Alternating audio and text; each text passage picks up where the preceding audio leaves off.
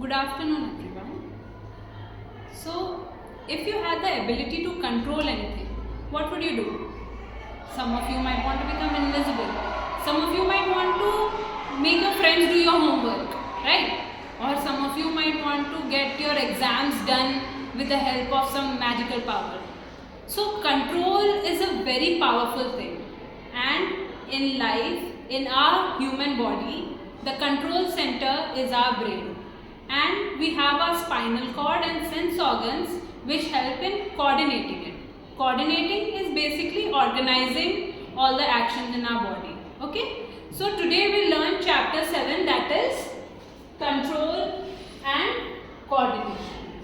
So by definition, it is the process by which living organisms regulate and integrate their body's functions to respond to stimuli.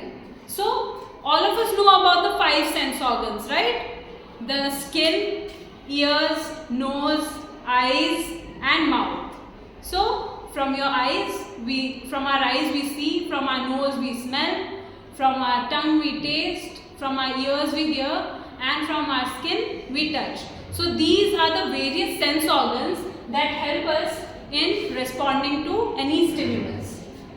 Do you wonder, like, when you touch a hot object, what is responsible? Your brain sends a message to your skin that it is hot, and that is why as reflex we move our hands away. Okay, so in animals, control and coordination is with the help of nervous system, that includes our central nervous system, brain, spinal cord and other nerves, and the endocrine system, that is basically the hormonal messaging system. And in plants there is hormonal signals and electrical signals. Today we will be discussing about control and coordination in animals, and specifically the difference between nervous system and endocrine system.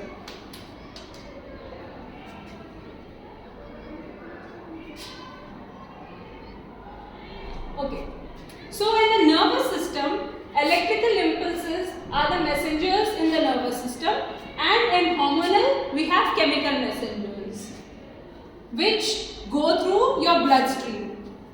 And in the nervous system we have the brain and spinal cord, and endocrine, it is your glands and organs like thyroid, pituitary, reproductive organs, your sex organs secrete hormones like testosterone, progesterone, estrogen. Moving on, the nervous impulses are transmitted through neurons. Neuron is the structural and functional unit of nervous system, whereas the endocrine system, hormones are transmitted through blood vessels. The nervous system is under both voluntary as well as involuntary control. Like if I want to go from one place to another, it is my decision. My body won't walk on its own over there without me taking that decision. But there are some involuntary functions like your hunger. You cannot control it.